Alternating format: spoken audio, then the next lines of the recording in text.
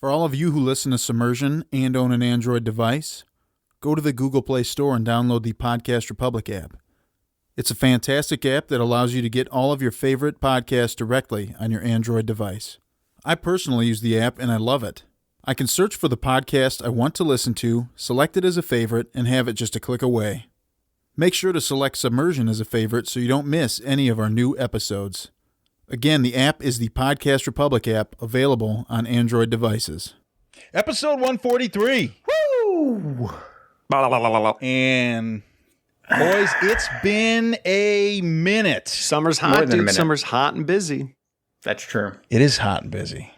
We've been a little bit busy. This is, I think, our longest break we've ever been on since we've started. Oh, easily. I mean, so long that Patrick asked me the other day, he said, is Submersion done? Is it over? Makes my stomach curl that any of our fans would ever say that. Do you know what the saddest thing was? What's that? I didn't know how to answer him. Oh, you said, I don't know. I said, I don't know. Oh my gosh. I don't know if it's over. It can't be over. Wow. The internet can't get rid of us that easy. It's true, actually. The internet can never get rid of us. I am used to years. I don't know if you know this, guys, but I have a website. It's called badmovietwins.com. That's badmovietwins.com. Great. And I am used to years, literally a decade of screaming into the abyss with no one listening to me. And at this point, I'm immune. It doesn't matter. I just keep doing it. No matter what they say, no matter what people say, I'm just going to keep going. Or that what they don't say, right? Yeah, I wouldn't know because no one ever acknowledges my website. So, wow. If you're listening, go to badmovietwins.com. Give Jamie some hits or something. I don't know what he's going to get out of it. It's a lot of content there. We're content creators. I think that's what we call ourselves. Yeah, well, that's what we call ourselves as well. We are down one man tonight. Our usual man, Brom, has been doing some amazing stuff on his Twitch channel, Bromatron. He is running Beta Cuck Investments. And Zach, you've been helping out, man. You've been doing some work for him. Oh yeah. If any of you listeners out there are into Magic the Gathering, Pokemon cards, classic sports cards, anything like that, Bromatron's Beta Cuck Investments is going big on Wednesday nights at 9 p.m. Eastern. But tune in early for my official pre-show hype show that I do. Yeah. Pre-show hype show, man. My God. it gets wacky. That's where wacky meets, I don't know, wacky meets the road, and it just gets even wackier. It reminds me a lot of when you did the ASMR video. If you're in that level of wacky, that's what's going on the pre-show hype show. Yep. But that level of wacky. That's Saturday Zach Live on Twitch. But yeah, I mean, Brom's been out there cracking packs, just like opening up Pokemon cards and stuff. And when he started, I mean, what did you think was going to happen, Zach, when he started it? Oh, I have no idea. I was just happy to see him put a lot of time and effort into this and see it through its completion. And now we're seeing the product, and I'm having a lot of fun. It's a blast. I love checking it out every Wednesday. It's a good group of people and support and people having fun, cracking jokes. It's a great time. Dude, I won't lie. When he came to me and was like, hey, he's like, do you want a seat at the table? He's like, I'm looking for somebody to help. And I was like, okay, fine, whatever. And I was like, I'll do it because, love the guy, whatever. And then I watched it and I was like, I'm actually having a really good time watching this. This is good content. I was excited. Is. It's very well done. It's fantastic. Yeah. Anyways, speaking of good content, so we can't sing his praises too much. He's not here, so sorry, Brom. Get out of here, bud. You guys are here for submarine movies. Mm-hmm. People thought we were going to be out of them by like 10 episodes. Patrick apparently thought that we just up and quit. Get out of here, Patrick. What the hell, man?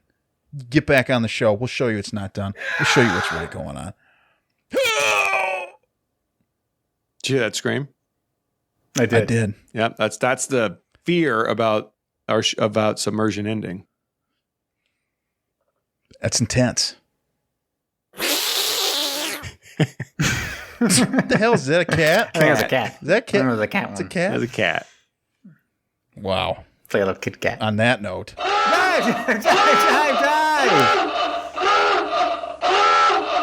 What began as an innocent conversation among friends would soon spiral out of control and later be referred to by future generations as the eighth wonder of the modern world.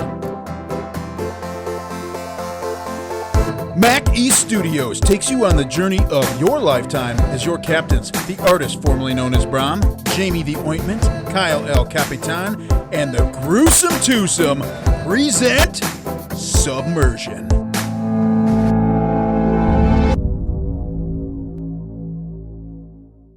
All right. So I just want to, I got to say, like, this has been so long since we even chose this movie. Kyle, do you even remember how we chose this movie that we were doing? Yeah, I was just going to bring that up. This movie was a complete and total accident, the way that it came about. We were looking, texting each other, sexting each other, that type of stuff, looking for a new movie. And I said, well, let's go ahead and do this one, unless anybody's gung-ho about doing another one. And I said, I'm gung-ho about doing the gung-ho, but that's not a submarine movie. Speaking about the famed Michael Keaton film, Gung-Ho. You guys seen Gung-Ho starring Michael Keaton? No, but it came out, 1983 or something like that? Something like that. It's actually, it's a really, so there was a stretch of time from like it's Ron Howard, early 80s. I think.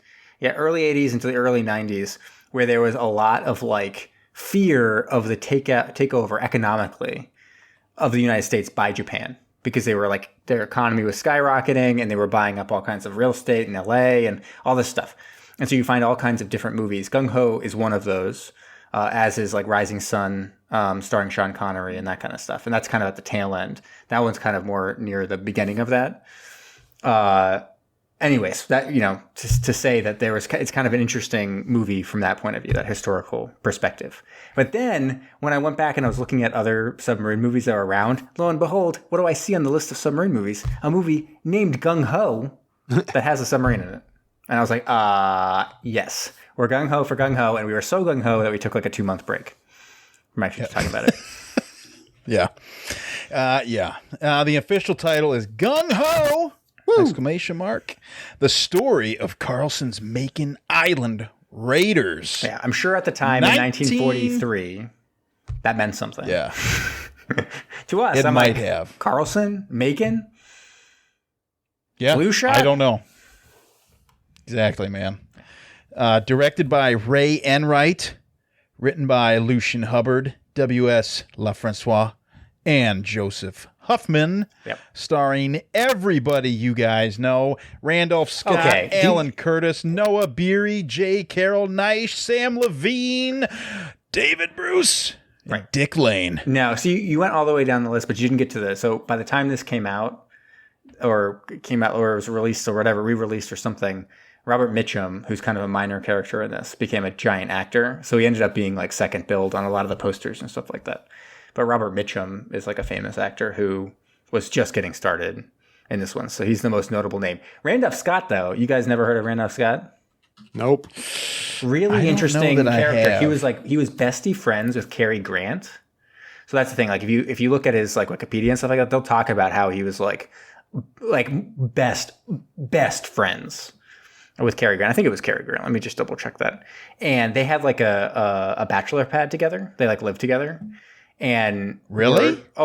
Yes, they were, and they had like Cary Grant, yeah.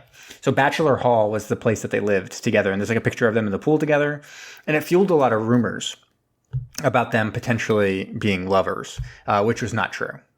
I don't want to be stating that as if it were truth or whatever. It was a tabloid manufactured thing at the time, but it is kind of interesting that they had release these magazine features and stuff like that have a bunch of pictures taken that make them seem like they're living together and like together, but they weren't. Cary Grant was like a notable he was married a whole bunch of times and stuff like that. So it was kind of weird that they went that direction. But the tabloids had a field day with them kind of living together, being bachelor buddies. Dude, submarine movies just brewed that bromance. I mean, I think that's probably don't they right. know anything? Come on. Yeah, they moved in together, shared a beach house in Malibu, became known as Bachelor Hall. Wow. You guys want to do one of those? A Bachelor Hall? Yeah, definitely. I mean, I guess the problem is that we're already married. Divorce. Okay, perfect. Done. All right. Answer to literally everything. Anyways, I know you just got started, Zach, but it's a pact. We've already made the pact. Okay. We now have to. I mean, you said it. We have to get divorced now. So be it. So be it. Yeah. He got all the gifts. It doesn't matter. He's not returning them. Anyways, yeah. So that was kind of interesting. Randolph Scott. I was like, I know that name, and that's what I remember it from. Bestie friends. Man. Character. There you go, dude. Bestie buddies. Bestie Cary buds. Grant. Love story. Yeah, best bro. Should we get into it? I think remember I it? You remember barely. it? You're gonna have to help me. I've got notes. I'm gonna try it out. I am gonna try it out today. One of the things trying to do shorter episodes, shorter things, get you fast. Boom, boom, boom, boom, boom. 5-minute recap. Jamie's Hot 5.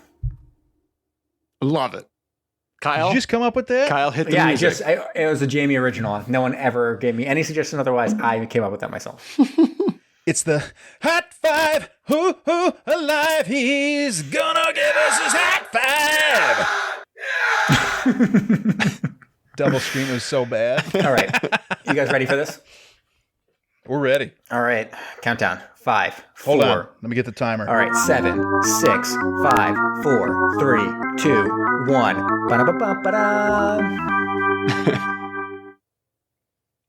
So start it? Okay. So, anyways, it's World War II, literally, as we're making this film. And they're like, we got to somehow stop the Japanese now because they've attacked Pearl Harbor, and what are we going to do about it? And everyone's like, hey, I've got a great idea. We're going to have this guy, Thorwald, who was totally serving in China during the Sino-Japanese War, and he learned all kinds of cool stuff from them as they fought the Japanese, right? So this other country, China, has already fought the Japanese. He learned a bunch from them, and it's called guerrilla warfare. And everyone's like, whoa, whoa, whoa, whoa. Guerrillas were fighting this war? And they're like, no, it's called guerrilla warfare. Ever heard of it? And also the concept of Gung Ho, working together in harmony. And so that's what we're going to do. And he's like, I need my best friend to transport. And transport's like, reporting for duty. And they're like, let's get a whole bunch of people and just double check with them real quick. Just make sure that they're like into murdering people. And they're like, okay. One guy really was.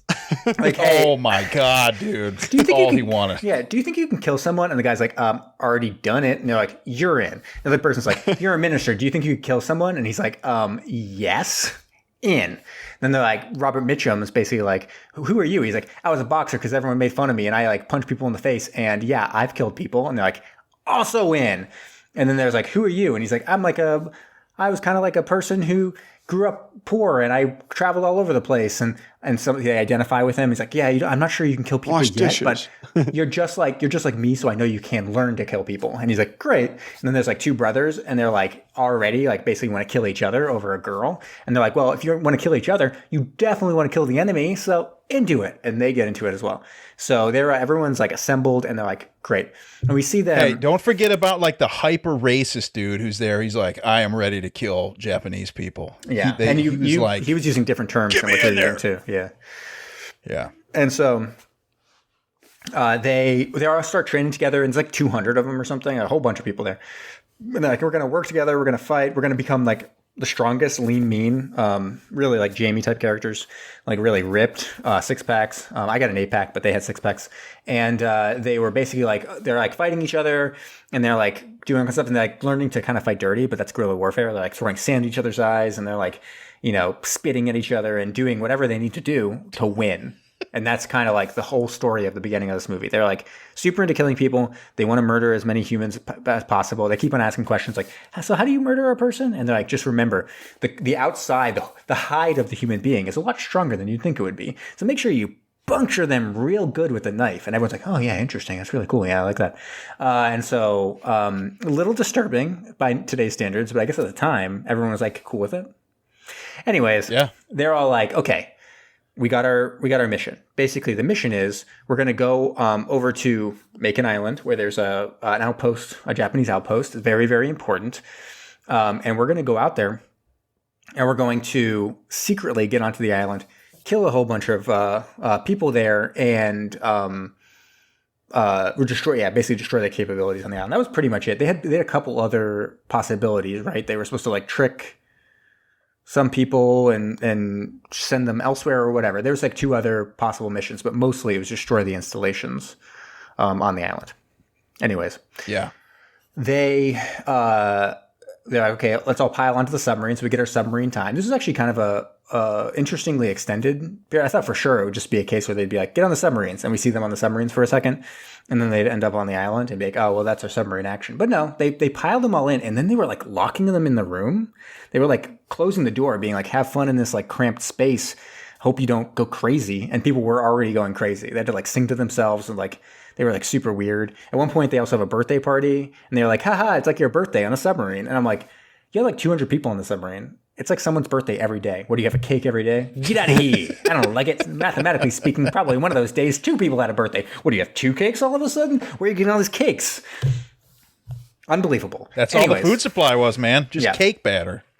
And so anyways, I think that's pretty much all that happens on a submarine. There's all kinds of other things they discuss. They're all buddy, and they're getting ready for it. But one thing you see also is as they're heading towards the island and they're kind of making their way to be able to get onto the island, you see how well they're trained, right? Because they are looking at these maps and they're like, tell me what you see. And they are basically able to describe exactly what they need to do on the island, because how they trained was mimicking everything about the island and what they had to do. It's like, oh, well, that looks just like the thing that I had to do on the island. So I'll know that I can, go over this way and stop this thing and blah, blah, blah. So they all get onto their boats.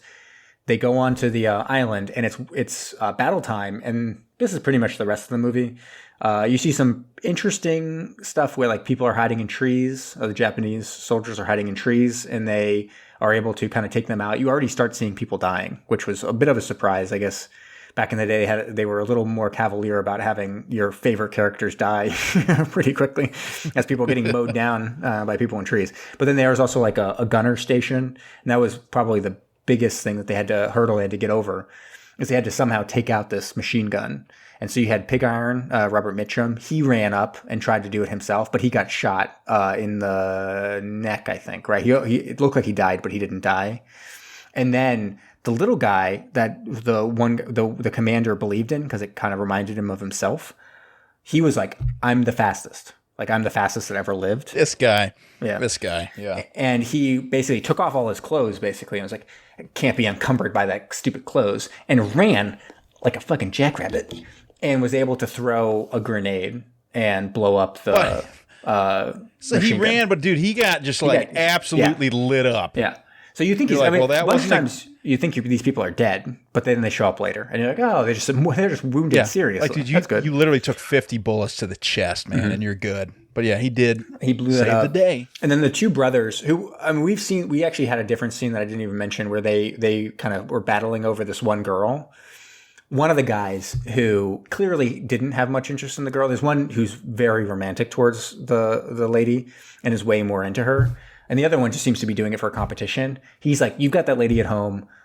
I'm going out there. And he kind of like forces the other guy to stay back while he goes out and tries to take out the machine gun. He gets killed. So that's kind of the most emotional scene, is the brother, or this guy's half-brother gets killed. And he has to kind of deal with that. Anyways. They're able to get through, and they kind of take over part of the island. They don't take over like the main communication center at that point, but they take over some areas, and they're like painting one of the buildings with like an American flag, and everyone's like, "What are we doing this for?" And I'm like, "Oh yeah, I'm sure we won't hear about that later."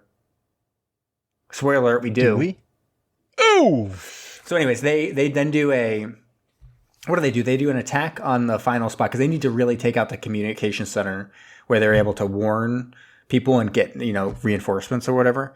They're able to get the reinforcements off, or they get to get the message off before they're able to stop them. But what do? They run like a big tractor into it or something. They knock it out. They knock it down. There's a lot of generic action going on here. They knock it down with like a tractor, and like both the people die, including transport, which is kind of sad, because even the commander's like, don't, make sure you come back, man. And transport's like, I will, man. And then he gets killed, and their romance is over. Done. But they're able to they're able to stop the communication, but then the Japanese are like chasing after them. So they're running through the jungle, and like, we just have to get to the spot, because all of a sudden you realize the reinforcements they called in the form of airplanes, they're coming in to bomb the island. And they see this building with a big American flag on it. So the Japanese pilots are like, there we go, that's where we got to go. And so they lure all the Japanese soldiers to that building, and they blow up themselves. Like basically the Japanese bombers blow up their own soldiers. And so that's how they win and take over the island. So they've taken over the island. They kind of bury some of the dead, which is kind of sad and a bit shocking, I guess, from my point of view. Just like you forget sometimes that these people from Kansas or wherever traveled halfway across the world, get killed on this island, and then it's like, this is where you're buried now. And there's like a cross in the sand. And you're like, this, no one will ever be able to visit you. No one will be able to do any of this. This is where you have to be buried, because we're obviously not going to be taking your body back on this cramped submarine. Sorry. It's getting real emotional at the end of this here. Yeah. And so then they pile back on the submarine and off they go, heading back home because they completed their mission. The end. All right. You came in at 9 minutes, 17 seconds. It's good. Practice makes perfect. Practice makes perfect. Yeah. It's all right. It's all right. That is Gung. Wait. Did I say hot 5? I meant hot 10. It's a hot 10. Oh, there you go. There we go. Yeah, that's Gung Ho. So Zach, did you have anything about this movie that you wanted to discuss in particular that I didn't touch on in my hot 5/10? Anything that really stood out? Not really. I mean, except that, am I going into my review right now, or you can if you want to, or You've been forced into it. Yeah, I'll just go in. I'll just start talking, and it's going to be like my review, anyways. So here it is, my official Zach review.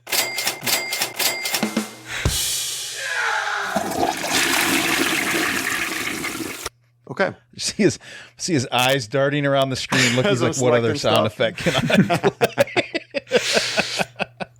So you all know me. I just watched Jaws the other day. You all know me. Hey, well, did you? Yeah. I got it on 4K. I watched it the other day. I got it on 4K. Carly and I watched it. I've got it on 4K. Dude, virtual fist bump. You know what I just got on 4K? What? You're gonna love it. What? ID4, baby. Oh my God. That's amazing. It's on sale. If you haven't bought it, it's on sale for like $13. I watched it on July 4th on Blu-ray, like some sort of chump. So sell it. Get the 4K.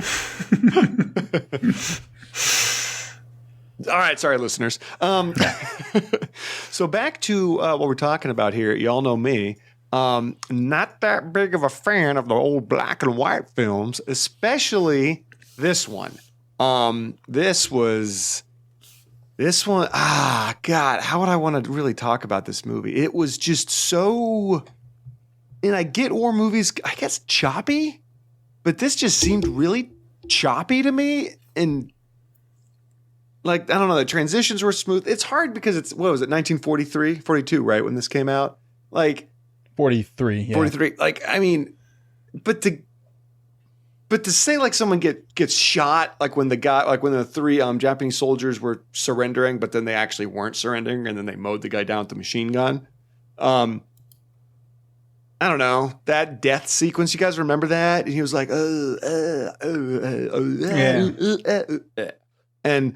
there's like no blood. There's like no anything. And it's just kind of like, I mean, what am I doing? It just felt like, I mean, it had to have been like an incredibly low budget. I feel like it was very much had that propaganda war movie feel, go, rah, rah, America, and incredibly anti-Japanese. So, which makes sense at the time of its release. But I don't know. I'm not as impressed by it. I'm glad we got some sub action. I'm glad we got to see inside of some submarines. It's always kind of cool. But all in all, this is bottom of my list. Not a great movie. No rewatchability at all, in my opinion. So I'll just say a 3. I'm just gonna give it a 3. I can jump in. I like to go second.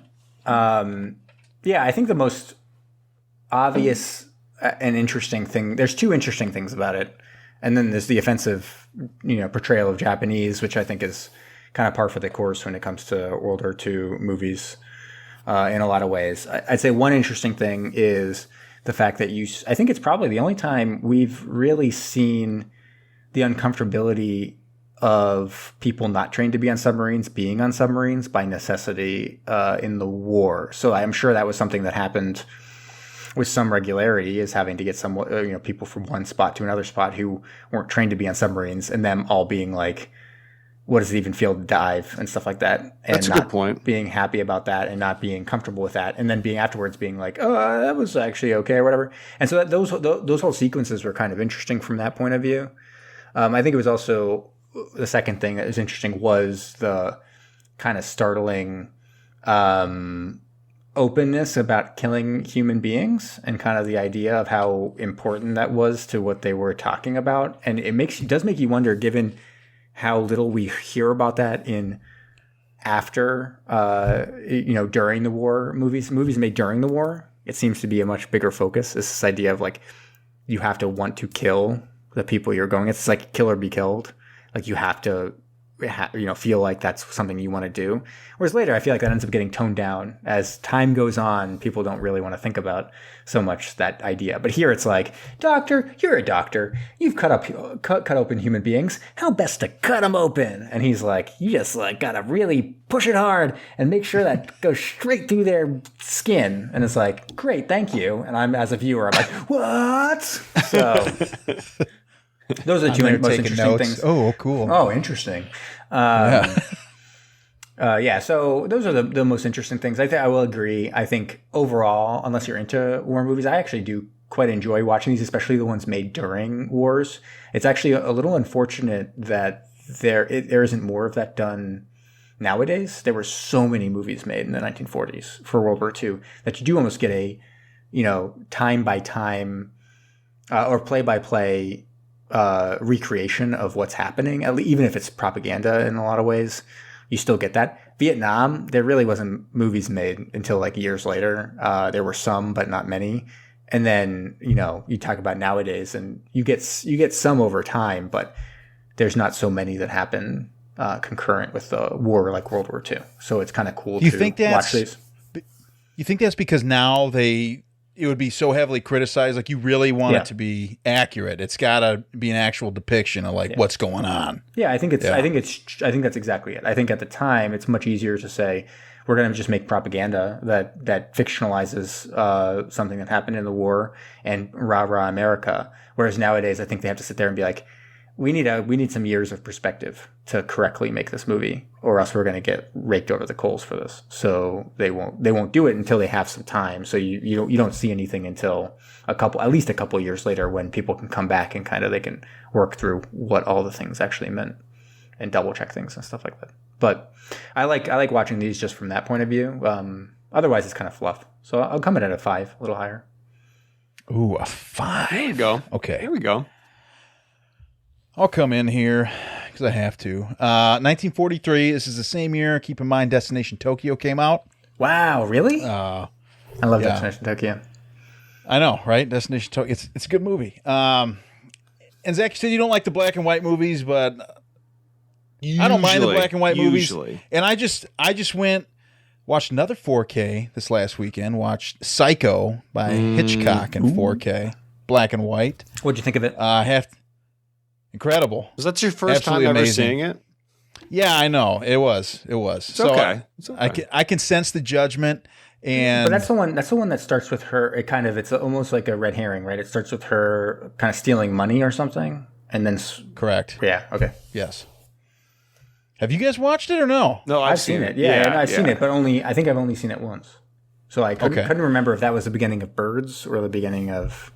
No, yeah, that is Psycho, and it's got the uncut version, so you get that, shell out that buku bucks for that 4K, get the uncut stuff. So I don't mind the black and white. I think if it's done tastefully, whatever. Now, I mean, back then it was necessity, right? I mean, you're not going to, as you can tell, this is a lower budget movie. They're not going to pump like all kinds of money like they did The Wizard of Oz to get this thing in color. That's just not going to happen. Zach, you said this was choppy because there were so many montages. Incredible, right? Interview montages, training montages. traveling montage, just like all over the place. I feel like the fighting was a montage. Like, we're cutting over here. We're doing this, this, and this. I also thought the brothers that were kind of like playfully like, oh yeah, well, you oughta, you know. I'm like, dude, this guy says he's literally trying to sleep with the girl that you're in love with, and you're just like, oh my damn brother, I'll get him one day. They should have had him kill him on the island. That would have made for a really intense storyline plot twist. But they didn't. That would have been an interesting turn to take in the middle of this. That would have been wild, right? Yeah. Friendly fire. Anyways, ultimately, there were few things in this movie I liked. I always liked, for whatever reason, I'm a sucker for like when the plane comes in and they start bombing the sub. We got that. When guys were up on deck working out or doing whatever, and all of a sudden they're like, Japanese bombers are coming in, and one guy got caught up on top because he was sleeping. Nobody literally thought to be like, why don't you please wake up? They just said, we're going to let him float out here. I like those, the depth charging scenes, that type of stuff. I think that's always exciting. But as soon as they got to the island, it was just, I'd even mentioned in your recap, it was just generic action. You could literally just, in the storyboard, they're just like, action sequence. Like, okay, what does that look like? All right, I don't know. Here, an action sequence. And yeah, not great. Very forgettable. I probably won't recall this movie a year from now. Maybe 6 months from now. I don't know. Depends on my state of mind. But... and I was bored. I was really bored with it. So, I don't know. 2.5. There it is. There it is. There it is. Are you looking for that on the soundboard? You don't have that? Me?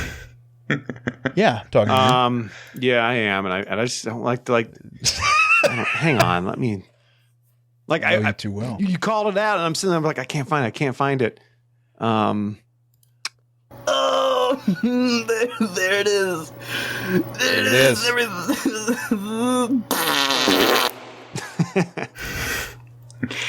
You have a link to that original? We use that so much. We got to post that. Yeah, we will. So people haven't seen that. That is so good. I've got it. Anyways, that is Gung Ho. So, Zach, do you have a little love it, hate it for us? Oh, yes, I do. Hit it. Yes. I love it. No. I hate it.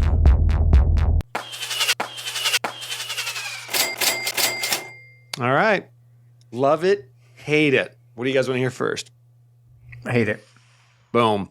So this is going to be short and sweet. This comes from our guy, JKB. Now, I'll be honest, it was very, very difficult to find a 1-star rating or a one. Like, it was just hard. At IMDb, there was none. So I went to the depths of Amazon and I found this beauty. 1 out of 5 stars. This comes to us from August 2nd, 2016. A verified purchase. JKB says, I couldn't stay awake through this movie. Twice, as noisy as it was. That's it. That's good. Wow. Okay. I wish it just said I just ended after twice.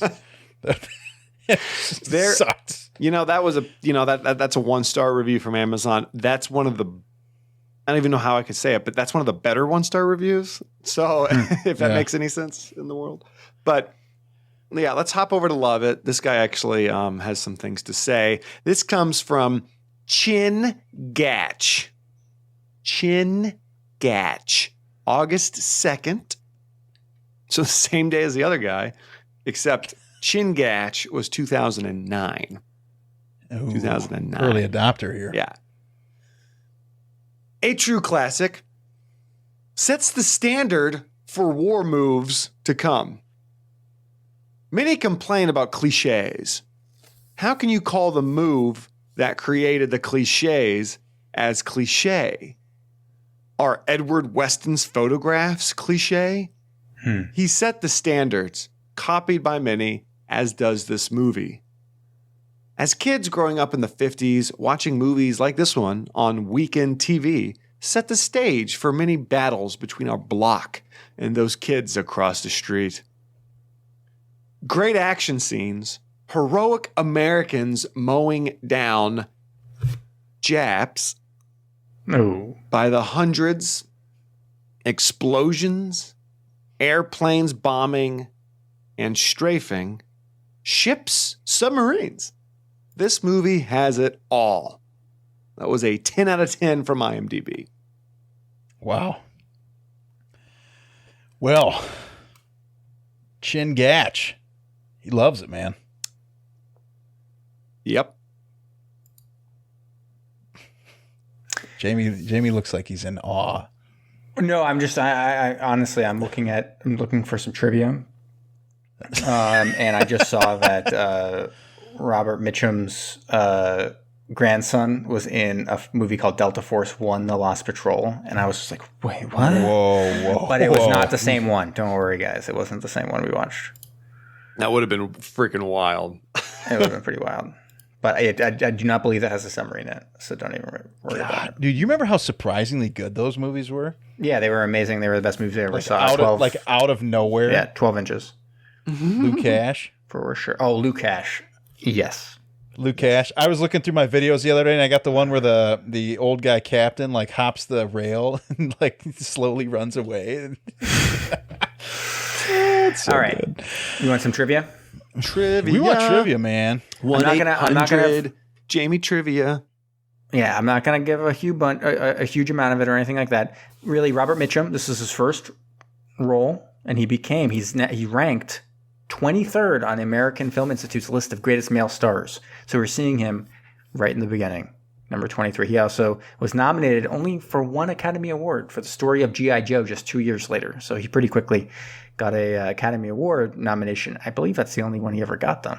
Which seems kind of crazy. Wait. What list is this? The AFI the American Film Institute's list of greatest male stars. So number 1 is Humphrey Bogart, Cary Grant, aforementioned. And so he's down on number 23, Robert Mitchum. I'm looking where Nick Cage is on here. He is not there. He's between Sidney Poitier and Edward G. Robinson. I'm talking about Robert Mitchum, not Nick Cage. Huh. I actually don't even think. Donate to see the list. I'm not even sure. Download the PD. I don't think there's any. There's no modern actors on here. So don't even worry about it. I'm actually wondering. Yeah, they don't have anyone on here that's recent, which seems kind of strange. But I guess it's because you had to have your screen debut before 1950, and I think Nick Cage premiered in 1951. So, oh God, yeah. You remember those photos of somebody 1800s people like Nick Cage was a vampire or something? It looked just like him, man. Looked just like him. Yeah.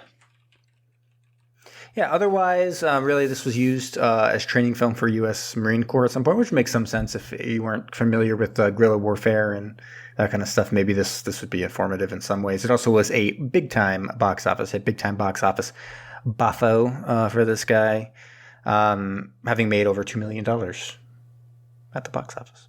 Really? Yeah, so big time. But this is, I mean, come on. It's World War II. Everyone's clamoring for that sweet World War II action. And then, yeah, usually this is, where I talk about, I should say, you want to hit the Phantom Zone real quick? Engage the Phantom. Phantom's engaged, sir. Engage the Phantom. And so, yeah, Robert Mitchum is actually who I would use for this as well. Do you guys remember what movie he was in that we saw? I do not. I don't either. I do believe he. So go ahead. Is it like Run? Is he not in Run Silent Run? No, he's not in Run Silent Run Deep. But yeah, I think you're kind of close. Am I? Yeah. So he was the captain in The Enemy Below, which is, I feel like it's got a similar feel to it. Oh, He's the one chasing after Kurt Jurgens. You know, that's a good movie. that was a pretty good movie. Yeah, Yeah. I don't think you see. I mean, I guess we in that one you do see a bit of submarine, just no American submarine action. Obviously, it's the American ship chasing after the German U-boat. But unlike, there was another one that we saw where they were chasing after, where you just see the submarine for 1 second. This one, you actually did get to see inside the submarine, that kind of stuff. That one you're thinking of is That's with Sidney Poitier. Sidney Poitier. Gosh, what is that movie? I can't remember. Off the top of my head. That was, oh gosh, this is escaping me. But obviously, we can use Enemy Below to make it all the way to Ed Harris. And it's kind of an interesting connection here is originally Ed Harris was supposed to do a reboot of Gung Ho. They were like super into it, especially following the wild success of the 1980s Gung Ho. In the early 90s, they were like, we need to, get right back into that Gung Ho action. Get Gung Ho for Gung Ho. That's what they were saying. Mm-hmm. And they were like, let's do it. But it ended up falling through the deal because Ed Harris said he wouldn't do it unless he could direct 2 different films, one from the American perspective, one from the Japanese perspective. And the producers were like, no one's going to go for that. And lo and behold, like years later, Eastwood did it with like those movies that did Flags of Our Fathers and stuff like that. And and then Ed Harris sued him in court and won. And it got all the profits from those movies went directly to Ed Harris. Incredible. Little known fact, actually, that he got all the profits from Flags of Our Fathers. No one got anything, not a single dime, went to other than to Ed Harris. He's one greedy bastard. No, I mean he got what he deserved because he came up with the idea. That's true. What, you don't think? Yeah, come on. Anyways, you guys want to do some quick Jeopardy? Yes. Of course we do. This was a good one because I originally sometimes I do ones where I just think you're just gonna like not be able to answer any of them just for funsies to make you look all dumb and stuff. Not this time. Yeah, you remember that? Where I crushed the Anthony Perkins answer? It was like, wham! This one's called War Stars. It's all about actors in war movies. And you'll see why there's a very tenuous connection to Gung Ho. So, who gave the lowest score? Kyle. So what do you want? 200, 400, 600, 800, or 1,000? Start me low. Let's warm up to this. It's been a while. 200. This young star played the title role in Saving Private Ryan. Ooh. Title role? This titles? The title role. Who played Private Ryan in Saving Private Ryan? Matt Damon. Very good. All right. Zach, he's got 200. What are you going to do? 400, 600, 800, 1,000? Do four. Casper Van Dien played one of the young Gung Ho warriors of the future in this 1997 release. Casper Van Dien played one of the young Gung Ho warriors of the future in this 1997 release. Gung Ho. Warriors of the future. Casper Van Dien, that actor we know and love. I'm going to steal if he doesn't. I guess steal, dude. I don't know. Hold on. Give me 1 second. This is great podcasting. I'm going to steal. I'm going to be right back. What? It's going to take me 2 seconons. I'm going to steal and it's going to make sense. So then we got to keep talking. I'm going to keep thinking then. And if I guess it, I keep still win. He might get in. Jamie, doing it. Well, say it again real quick. Well, do you want to try a different category? I can give you a different category real quick. So 200 for American literature. Stephen Crane published this classic book about the Civil War when he was 23. Stephen Crane, Civil War book. Did he guess? No, I was giving him a different question. Stephen Crane book about the Civil War. Do you know I don't even know that.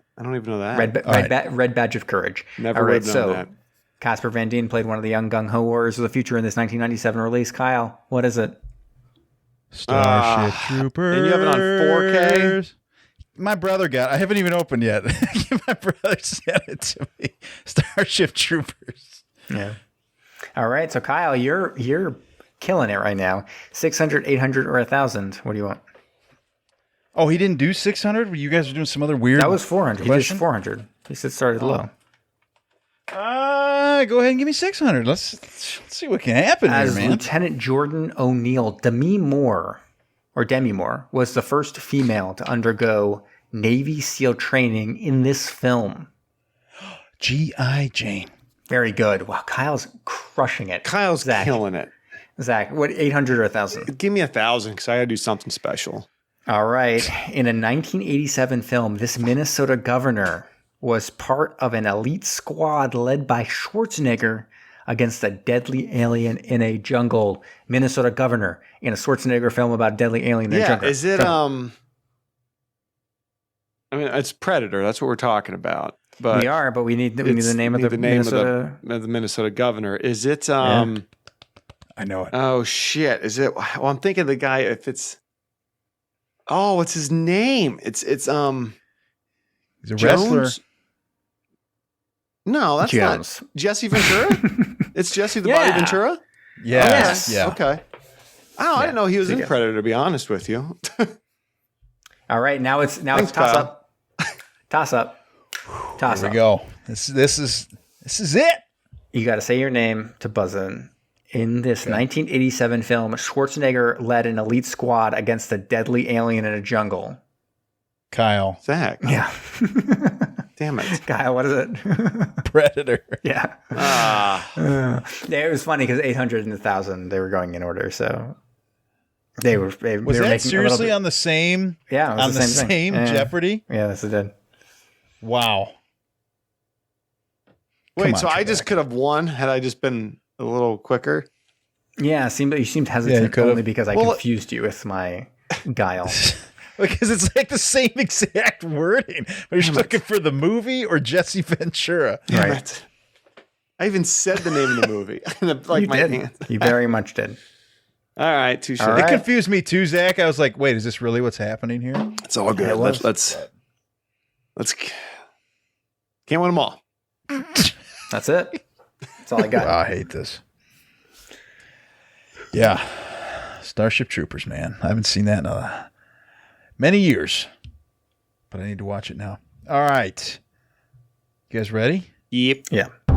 It's subs world wide. Okay, so it's been a really long time since I've done a subs worldwide like this.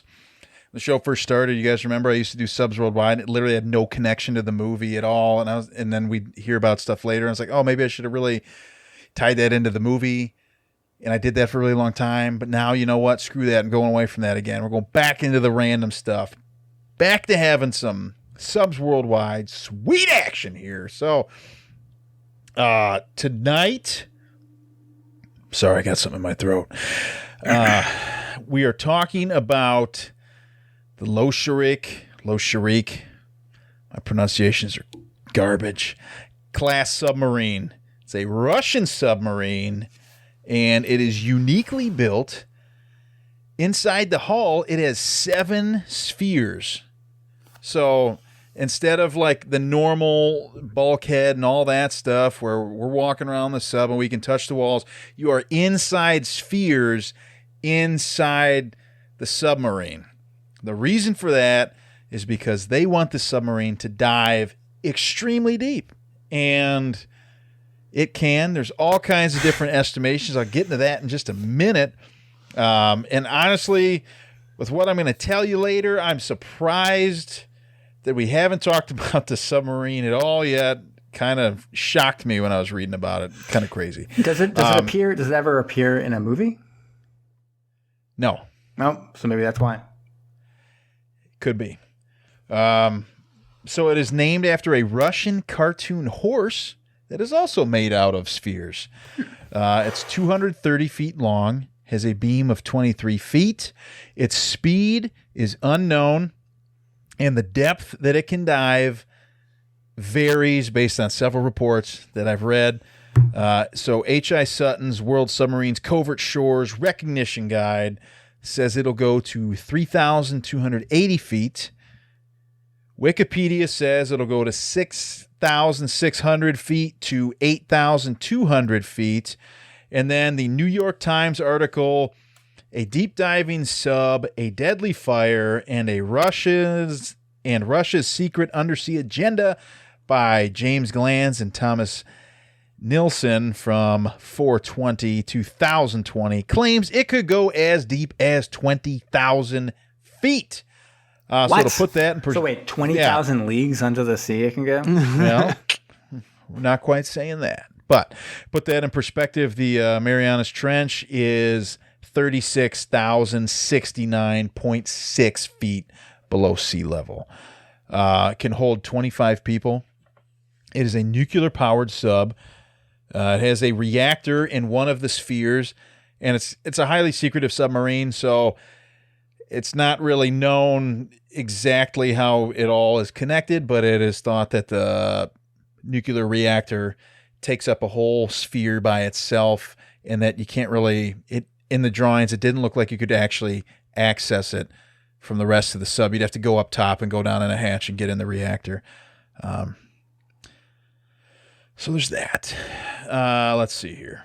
And according to H.I. Sutton's article, Loshrik spy submarine accident is still a problem for the Russian Navy from July 6, 2020. I'm hinting at several things here. On Forbes, they're used for seabed warfare and underwater engineering. And seabed warfare is, Eric Marino talked about this way back in episode 15, going in to the seabeds and messing around with underwater data cables that are controlling all the world's information, or moving all the world's information, bank accounts, internet, everything like that.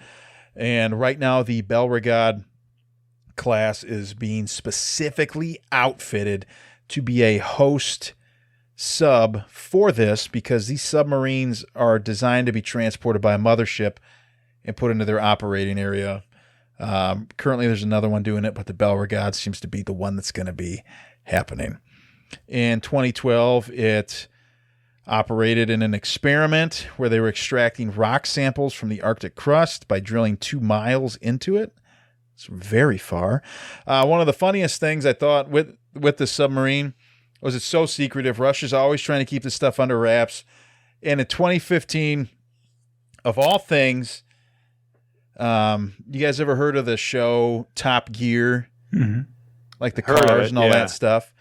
So there's like a magazine or whatever, and they were out doing a photo shoot of a Mercedes SUV near the ocean. Then all of a sudden, the sub surfaced in the back, and so they got all kinds of photos of the sub while they were just photographing a Mercedes. So I thought that was pretty funny. There we go. Try to do everything to keep it secret, but you can't. And then the reason that I can't believe we haven't talked about this, because this was in the news at the time we were doing the show, but I don't know if I don't remember when we started really doing the news stuff or not, but there's a big incident July 1st, 2019. A fire broke out on board the sub. 14 Russian submariners ended up dying because of it. The submarine was operating 60 miles off the coast of Norway, and they're really not. I mean, that's pretty darn close. Russia is not saying anything about why they were there. Another thing that's strange is Norway isn't saying anything, although Norway monitors the seas for NATO for activity and all that.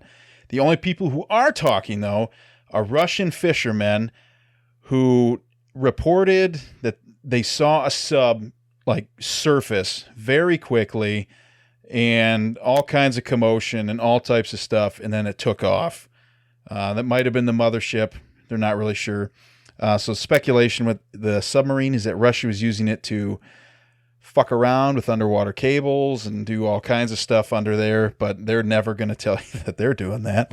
And regardless of whatever the mission was, it had to be pretty darn important, because on the boat, according to Wikipedia, the submarine had 7 sailors with the rank of first officer out of a possible 25 people who could have been on board. And so to put that in perspective, on the Kursk, when that went down, there were 118 people on board, and only 2 people had that rank. The fire said to have started from an explosion in the battery compartment, potentially from lithium-ion batteries that they were using. And if you ever have heard of a lithium-ion battery explosion, they're not really great. It's the whole reason the Samsung Note 7 was pulled. was an awesome phone. I love that phone. You had that It was phone? The best phone I've ever. I did. Yeah, it was the best phone I've ever had. And then, but one day, I was like driving and I had my buddy. I'm like, here, change the music. He's like, this phone is really hot. I'm like, whatever, man. I don't care. I'm like, he's like, this is the one that's supposed to blow. I'm like, it might. There were 5 people who survived the incident, miraculously. And although everything's been so tight-lipped about it, at a ceremony, funeral ceremony for the submariners, a Russian official said that people who fought the fire and incident prevented a planetary, this is in quotes, prevented a planetary catastrophe. So what the hell were they doing? I mean, I know it's nuclear powered, but who knows what was going on? Crazy stuff. Planetary catastrophe. Yeah, I mean, those are big doomsday words. So I don't know what they were doing. But Russia says that it does fully intend to get this sub back up and operational. So originally, I also forgot to put this in there. Plans for it. It was designed in 87 or 88. I want to say 88. And then finally put into service due to financial constraints with the Soviet Union collapse in 2003. So that's subs worldwide. I thought that was kind of interesting because we never even talked about that incident. There's been multiple incidents since we've started the show regarding subs. Number of fires and all that stuff. I will one other note just from submarine news and all that stuff. Apparently, Dolph Lundgren is going to be making another submarine movie, so we can look forward to that. Seriously, just announced him and Frank Grillo are going to be co-starring in a submarine movie. Oh, yeah. Do I know Frank Grillo? Yeah, I think you probably do, right? He's in The Gray. Huh. Yeah. He's like a kind of a bad guy. I just saw him in the Bodyguard's, Hitman's Bodyguard's wife or whatever. How was that? Yeah. Yeah.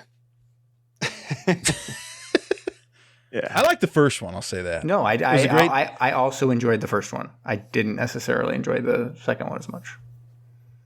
Because who was his wife? Was it Selma Hayek? Yeah, they really crank up the Selma Hayek.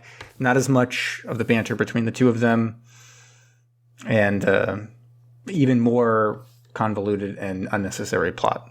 So, not as into it. Not as into it.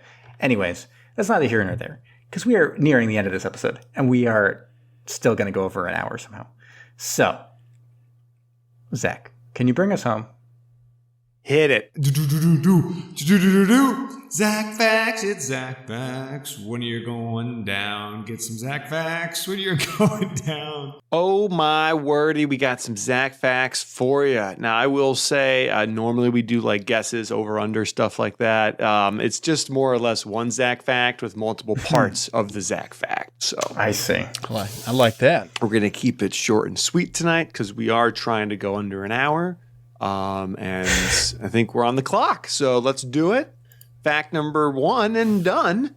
As we know, the movie that we watched this week was Gung Ho, and it's a war movie. So would you call that like the category of movie, Jamie? Like war movie? Yeah. This is a war movie, yes. Yeah, so Gung Ho is a war movie.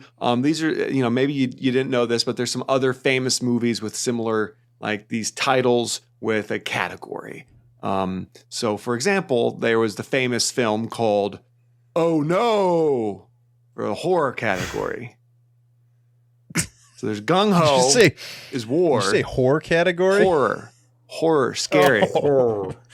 Oh no, for horror, right? Yep. I'm picking up what you're putting. And then down. there's another movie came out then that was famous for comedy. This was Oh. Oh. And then you can't forget its sequel. Again. Right. It was the shitty sequel. That's a category. That's at the Oscars. Shitty sequels. And then that should be a good one. Then for you had to get Cheech and Chong had to make their movie, right?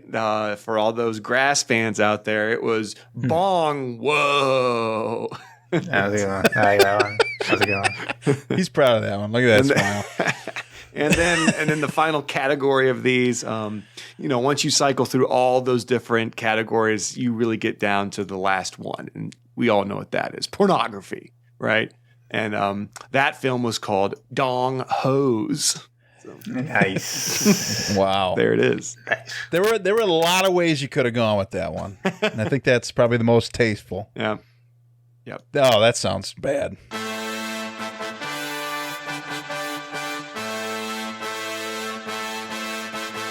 Thank you for listening to Submersion. Don't forget to subscribe for new episodes every Thursday. If you like what you heard, please leave us a rating wherever you listen. Want to interact with us? Follow us on Facebook, Instagram, and Twitter. We also love to get messages from all of you. If you have a suggestion, a comment, or just anything you'd like to share, please email us at macestudios@gmail.com.